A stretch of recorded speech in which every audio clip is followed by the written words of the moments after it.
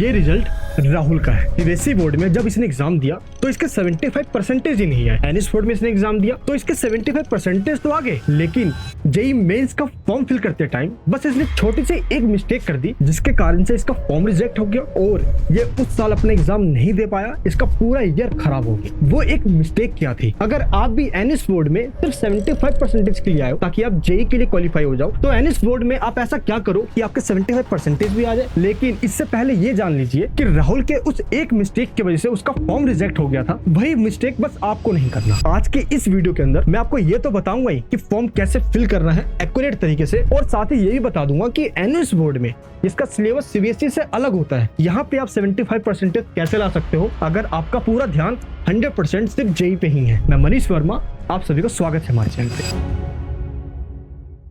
देखिए, ये तो आपको मैं बताऊंगा ही कि 75% कैसे लाना है। इससे पहले एक नजर हम ये डाल लेते हैं कि इस फॉर्म को आपको फिल कैसे करना है। चाहे आप अपना एग्जाम अक्टूबर में, अप्रैल सेशन में या ऑन डिमांड में दे रखे हो या ऑन डिमांड में देने वाले हो, तो सबके लिए है आज की ये वीडियो। बिल्कुल ध्यान से सुनना। एनटीए के द्वारा ये जो इन्फॉर्मेशन बुलेटिन दिया गया है, इसके पेज नंबर 18 पे देखिए, यहाँ पे एक पॉइंट लिखा हुआ है लिस्ट ऑफ क्वालिफाइंग एग्जामिनेशन। इसके पॉइंट नंबर 4 में लिखा हुआ है अगर आपने class 12 national institute of open schooling that means NS board से किया है तो आपको 5 सब्जेक्ट के साथ करना होगा। अगर आपने 5 सब्जेक्ट के साथ किया हुआ है तो आप इस एग्जामिनेशन के लिए क्वालिफाई हो। सबसे पहले एनटीए के साइट पे आप गए और आपने ये फॉर्म फिल किया, और ध्यान रखना जो भी आप फॉर्म फिल कर रहे होगे उसमें कॉन्टैक्ट डिटेल्स, पर्सनल डिटेल्स, ये सब तो आप फिल कर ही लोगे। इसमें कोई आपको दिक्कत आएगी नहीं। मैं आता हूँ पॉइंट नंबर 7 पे, जो सबसे इंपॉर्टेंट है। इसमें आपको क्लास 10th की क्वालिफिकेशन और क्लास 12th की क्वालिफिकेशन देनी होती है। तो चलिए अब जानते हैं हम 12th का कैसे फिल करना है। देखिए, सबसे पहले आपको यहाँ पे सिलेक्ट करना है कि आप पास आउट हो चुके हो 12th या अभी जस्ट अपेयरिंग है। तो मोस्टली स्टूडेंट्स यहाँ पे अपेयरिंग होते हैं, यानी क्लास 12th का उनका एग्जाम होने वाला है, अभी फाइनल एग्जाम हुआ नहीं है। तो यहाँ पे आपको अपेयरिंग फिल कर देना है। लेकिन जो सबसे बड़ी मुसीबत है, जो यहाँ पे आपको ध्यान रखना है, वो क्या है कि आपको अपेयरिंग फिल करना है, पास्ट फिल करना है या ड्रॉपर फिल करना है। आपको फिल क्या करना है? देखिए, मैं आपको सिंपल पहले ये समझा दूं। एक यहाँ पे बच्चा कमेंट करता है कि मैंने सीबीएसई से क्लास 12th एग्जाम दिया 6 सब्जेक्ट में, लेकिन 5 सब्जेक्ट को मिलाकर भी मेरे 70% ही आ रहे हैं, 75 नहीं आ रहे हैं, और फिर ये एनएस बोर्ड से एग्जाम दे रहा है ताकि इसके 75% आ जाए। तो अब इसको फिल क्या करना है? अपेयरिंग फिल करना है या पास्ट फिल करना है? ऐसे ही एक दो नहीं, काफी सारे स्टूडेंट है। अब देखिए, एक यहाँ पे स्टूडेंट और है जो ये कहता है कि 75% के लिए मैं एनएस बोर्ड में आया हूँ, अब फॉर्म फिल करते टाइम मैं अपेयरिंग फिल करूँ या पास्ट फिल करूँ या ड्रॉपर फिल करूँ? सबका यही क्वेश्चन है। देखिए, मैं आपको बिल्कुल क्लियर बता देता हूँ। ये चाहे आपने क्लास 12 पहले कहीं से भी पास कर रखी हो, सीबीएसई से, स्टेट बोर्ड से, किसी से भी पास कर रखी हो आप, और आपके 75% नहीं आए हैं, तो भूल जाओ अब उस मार्कशीट को, भूल जाओ अब उस दुनिया को जो आपका पहले वाला मार्कशीट था। अब आपने 12th में दोबारा एडमिशन लिया एनएस बोर्ड से, तो अब आप फर्स्ट टाइम एग्जाम दे रहे हो। क्योंकि याद करो, जब आपने 12th में एनएस बोर्ड में एडमिशन लिया है तो आपने वहां पे फिल ही नहीं किया है 12th का आप पास आउट भी हो, आपने 10th के बेस पे क्लास 12th में एडमिशन लिया है। अगर आप पहले ये फिल आउट कर देते ना कि आप 12th ऑलरेडी पास आउट हो किसी और बोर्ड से, तो आप 5 सब्जेक्ट ले ही नहीं सकते थे। एनएस बोर्ड के अंदर इंप्रूवमेंट के लिए जस्ट 4 सब्जेक्ट ही अलाउड किया जाता है। 12th पास के बेस पे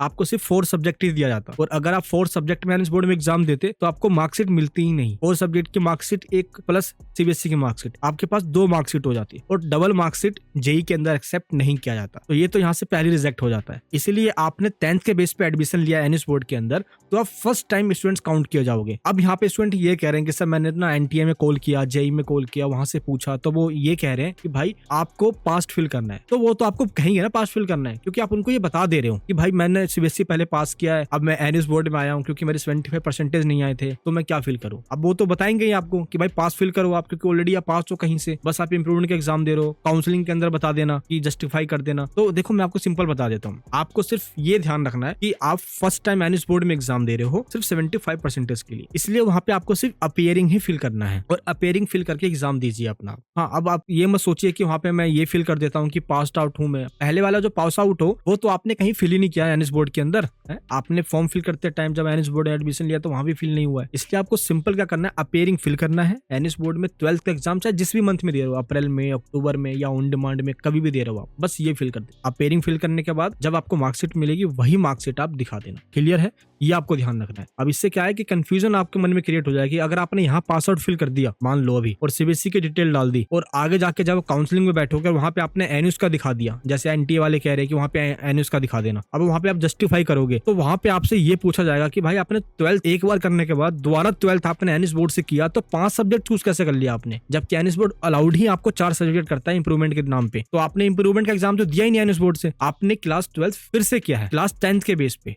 समझे मैं कहने क्या चाह रहा हूँ। और भी ऐसे कई सारे डाउट्स आपके मन में हो सकते हैं, तो अपेयरिंग फिल कीजिए और अलग डाउट्स के लिए। अब कई चीजें ऑनलाइन नहीं बता जा सकती, मैंने आपको मेंटरशिप का प्रोग्राम दिया हुआ है, इसमें ज्वाइन कर लीजिए, लिंक डिस्क्रिप्शन बॉक्स में, मैं आपको पर्सनली सब कुछ समझा दूंगा। क्लियर है? फिर भी कोई डाउट है एक बार नीचे कमेंट बॉक्स में बताना। किस ईयर एग्जाम होने वाला है वो ईयर बाय डिफॉल्ट यहाँ पे आएगा, वो सिलेक्ट कर देना है। इसके बाद क्वालिफाइंग एग्जामिनेशन, दैट मींस जो आप एग्जाम दे रहे हो वो किस बोर्ड का है, यानी कि आप सीबीएसई बोर्ड के हो, आईसीएसई बोर्ड के, चाहे जिस भी बोर्ड के हो, वो बोर्ड आपको फिल करना है। अगर आप एनएस बोर्ड के हो तो देखिए यहाँ पे लिखा आएगा senior secondary school examination conducted by the national institute of open schooling with a minimum 5 subject. देखिए अब यही सेम लाइन इन्फॉर्मेशन बुलेटिन से उठाकर यहाँ पे डाला हुआ है। अब ये डालने का पर्पस क्या है? इसका पर्पस ये है कि कई बार स्टूडेंट्स करते क्या है ना कि उनके पीसीएम में 75% नहीं होता और वो किसी और बोर्ड से सिर्फ 1 या 2 सब्जेक्ट का इंप्रूवमेंट एग्जाम दे देते हैं और उनके पास 2 मार्कशीट हो जाती है। तो यहाँ पे क्लियरली मेंशन कर दिया गया है कि आपके पास टोटल 5 सब्जेक्ट्स होना चाहिए। क्लियर है? तो ये आपको यहाँ पे सिलेक्ट करना है, रूरल है या अर्बन है, यहाँ पे सिलेक्ट करना है। इसके बाद देखिए आपसे पूछा गया टाइप ऑफ स्कूल क्या है, तो आपको मैंने बताया था ना, यहाँ पे आपको फिल करना है ODL, open and distance learning. Clear है?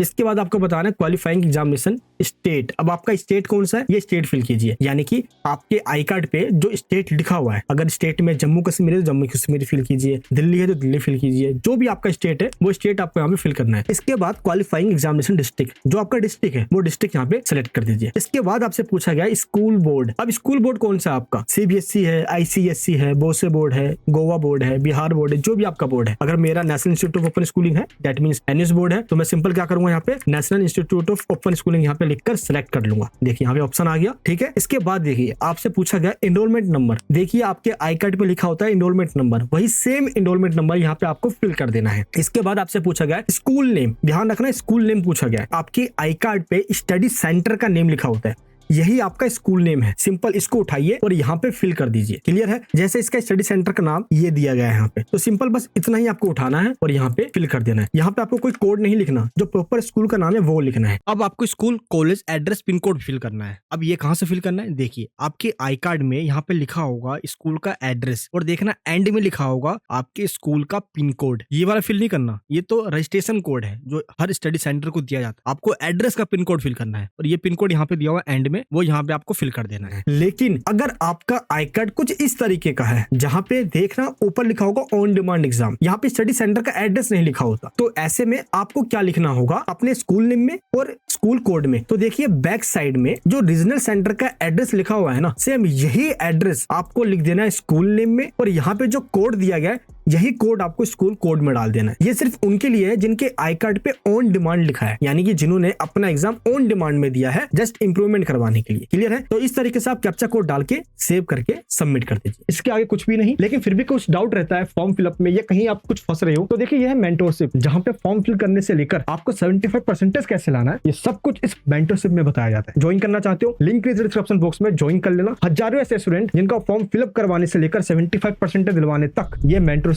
बहुत काम का है। हजारों स्टूडेंट्स के आप रिजल्ट चेक कर लीजिए, ऐसे ऐसे रिजल्ट भी आए हैं। चलिए अब मैं आपको पहले ये बता दूं कि 75% आपको लेकर कैसे आना है। देखिए सिंपल है, आपके पास सब्जेक्ट क्या है, पीसीएम है, फिजिक्स, केमिस्ट्री, मैथमेटिक्स और हिंदी या इंग्लिश, कंप्यूटर साइंस या फिजिकल एजुकेशन, यानी कोई सा और सब्जेक्ट आपके पास हो सकता है, लेकिन टोटल 5 सब्जेक्ट होते हैं। उनमें भी आपका मेन सब्जेक्ट है पीसीएम। पता होता क्या है, जितने भी एनएस बोर्ड में स्टूडेंट्स आते हैं ना, उनका कोई ना कोई एक सब्जेक्ट वीक होता है, लेकिन उनका सबसे ज्यादा फोकस उस पर होता है जो सबसे स्ट्रॉन्ग सब्जेक्ट है, उनको मजा उसी में आ रहा होता है। अब आपको करना क्या है कि जो आपका वीक है ना, आपको उस पर ज्यादा फोकस करना है। पता है यहाँ पे स्टूडेंट्स करते क्या है, जो सब्जेक्ट वीक है उस पर तो फोकस कर नहीं रहे और सबसे बड़ी मिस्टेक वो कर देते हैं इंटरनल्स में। अब ये इंटरनल क्या होता है, एनएस बोर्ड के अंदर आपको प्रैक्टिकल एग्जाम देना होता है जिसके आपको 20 मार्क्स मिलते हैं, और आपको असाइनमेंट जिसको हम टीए में कहते हैं, tutor mark assignment, simple 6 question लिखकर जो आप सबमिट करवाते हो ना ऑनलाइन पोर्टल पे, इसके आपको मिलते हैं 16 मार्क्स। आपको पता है ये पूरा स्ट्रक्चर, देखिए आपको हम समझा देता हूँ। थ्योरी आपका होता है 64 मार्क्स का, जो फिजिक्स और केमिस्ट्री का एग्जाम होगा ना वो सिर्फ 64 मार्क्स का होगा, क्योंकि मैथमेटिक्स में कोई प्रैक्टिकल नहीं होता, इसलिए मैथमेटिक्स एग्जाम 80 मार्क्स का होता है और 20 मार्क्स का इसका असाइनमेंट होता है। बस फिजिक्स और केमिस्ट्री में टीएमए के मार्क्स 16 होते हैं, ये ध्यान रखना, क्योंकि प्रैक्टिकल का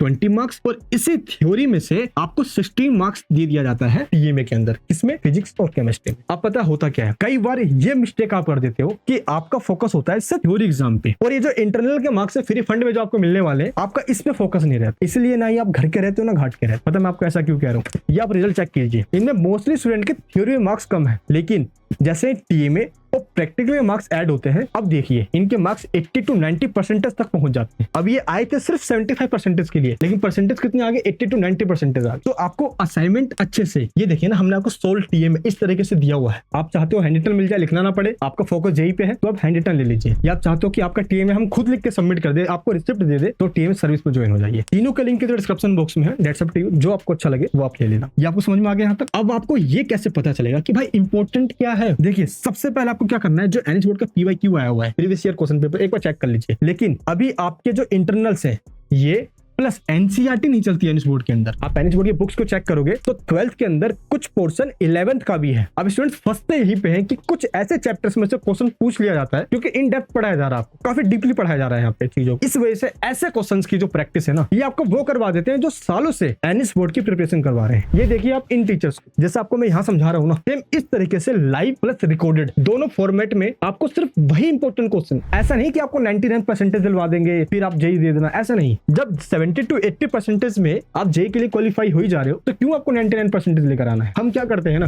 ये रिजल्ट चेक कीजिए आप, ये वो स्टूडेंट है जिनको ये डर था कहीं के जेई में अच्छे परसेंटाइल तो आ जाएंगे लेकिन बोर्ड में इनके 75% नहीं आएंगे। बस इसी डर की वजह से ये इतना डर रहे थे कि इनके मार्क्स कम ना आ जाए। अब हुआ क्या, हमने एक बैच लॉन्च किया जिसका नाम है लक्ष्य साइंस। इस लक्ष्य साइंस के अंदर आपको लाइव क्लासेस दी जाती है सिर्फ 1-1.5 घंटे की, और वही पढ़ाया जाता है जो आपको 75% दिलवा दे, और ना कि 75% जैसे इनके 80 to 90 आए ना ये दिलवा दे। और ऐसा भी नहीं है कि आपको सब कुछ पढ़ाया जाएगा, इसमें इतना टेंशन नहीं देते हम आपको। क्यों? क्योंकि आप ऑलरेडी जेई की तैयारी कर रहे होते हो, 100% आपको वहां पे देना है। ये 75% वाला पोर्शन आप ये पूरा हम पे छोड़ दीजिए। इसमें हम क्या करते हैं, आपको सिर्फ वही इंपॉर्टेंट क्वेश्चंस आंसर के साथ चैप्टर के वो पॉइंट्स टॉपिक्स समझा देते हैं और वो आपको बता भी देते हैं। क्योंकि देखिए एनएच बोर्ड अलग बोर्ड है, फर्स्ट टाइम आप एनएच बोर्ड में आए हो, खुदा ना खास्ता 75% नहीं आया तो जेई में मेहनत करने के बावजूद भी आप क्वालिफाई नहीं कर पाओगे। इसीलिए जैसे इन स्टूडेंट के 75 to 80% आ गए और ये क्वालिफाई हो गए, तब ऐसे ही हम आपको दिलवा देते हैं। तो सिर्फ वही इंपॉर्टेंट टॉपिक्स करवा देंगे, इंपॉर्टेंट चैप्टर्स बता देंगे, उतना ही करके जाना है, उससे बाहर कुछ आएगा नहीं, और उसी से आपके 80 to 90% भी आ जाएंगे। थ्योरी के एग्जाम के साथ साथ जो आपके इंटरनल्स होंगे ना, प्रैक्टिकल असाइनमेंट, ये सब आप हम पे छोड़ दीजिए, इसमें कुछ करना नहीं है आपको। तो लक्ष्य साइंस लिंक डिस्क्रिप्शन बॉक्स में, इसको ज्वाइन कर लीजिए। अभी इसके अंदर ऑफ चल रहा है, कूपन कोड लग रहा है, तो जैसे ही आप कूपन कोड में क्लिक करोगे ये देखिए अमाउंट डाउन हो जाएगा, और जैसे ही अमाउंट कम हो जाएगा इस पे ज्वाइन कर लेना। और कोई दिक्कत रहती है, कोई डाउट्स है तो इसी नंबर पे कॉल कीजिए और उनसे बात कीजिए, उनसे पूछिए कि मुझे 80% लाना है जेई के लिए, ये बता देंगे आपको। इसी नंबर पे कॉल करके आप गाइडेंस ले लीजिए। क्लियर है? तो इस तरीके से एक बैच के अंदर आपको सब कुछ मिल जाएगा, अलग से आपको मार्केट से कुछ भी नहीं खरीदना, नई बुक्स लेनी है, कुछ भी नहीं लेना, नोट्स हम आपको देंगे वो इनफ है, असाइनमेंट प्रैक्टिकल ये सब कुछ हम आपको प्रोवाइड करेंगे सॉल्यूशन के साथ, कुछ आपको करना ही नहीं है। इसी एक सिंगल बैच के अंदर आपको सब कुछ मिल जाता है। इस नंबर पे कॉल करके आगे जानकारी लीजिए। मिलूंगा नेक्स्ट वीडियो के अंदर। अपना प्यार और सपोर्ट बनाए रखना। कोई भी डाउट है, कुछ पूछना चाहते हो नीचे कमेंट बॉक्स में बताना। जय हिंद,